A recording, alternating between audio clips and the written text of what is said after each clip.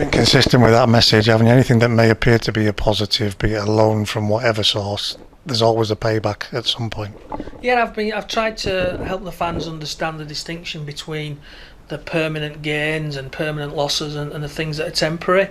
So we got an EFL loan, but it's a loan and we've got to pay back over 2 seasons, I think it is. So that's comfort in the short term and helps the cash flow, but you've got to pay it back. It's a debt. We took that loan and it helps in the short term, and then you've got to deal with it later.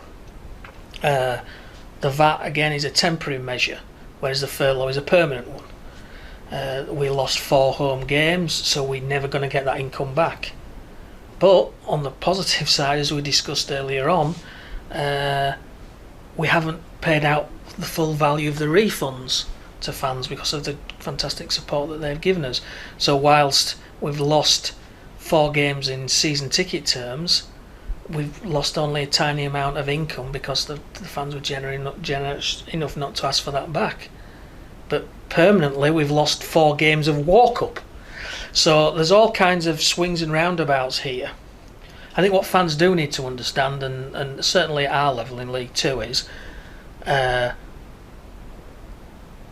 fixtures meant that we had no league games in May.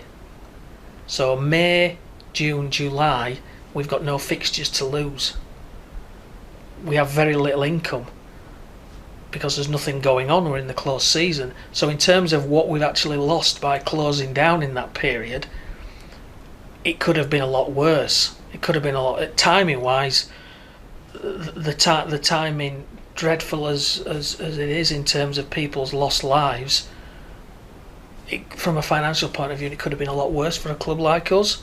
So we're really we got lucky in that respect. Even with that positive outcome, we can't hide away from the fact lost income is lost income. Well, it is, and that's where the furlough scheme comes in to try and balance that off. And so the overall effect for us has been that we've been able to manage through, and we haven't had to take drastic measures that other clubs have. And then we're still in a good place. I said we entered the period with a cushion from the Branthwaite's, from Jared's sale, and that's kind of worked its way through.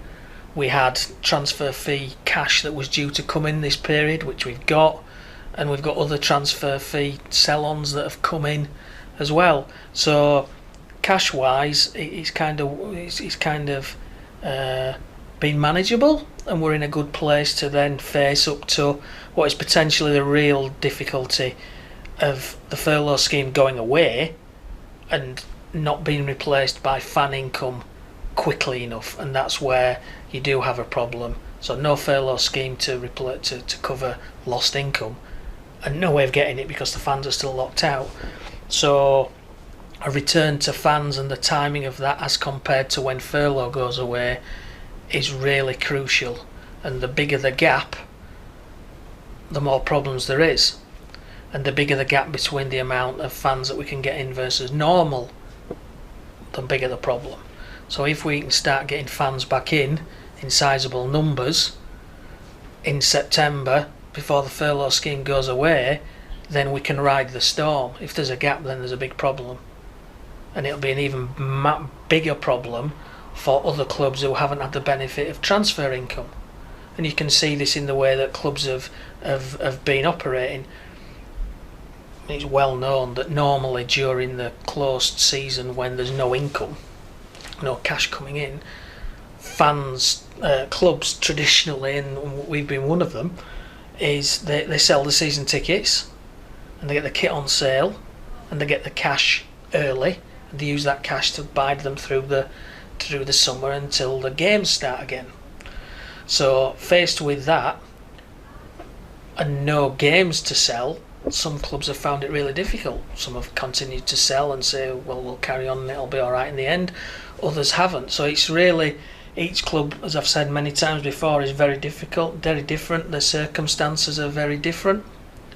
And at the same time, again, at our level, our gate income, lost gate income and lost hospitality income from a match is a smaller proportion of what we get in than someone in the Championship.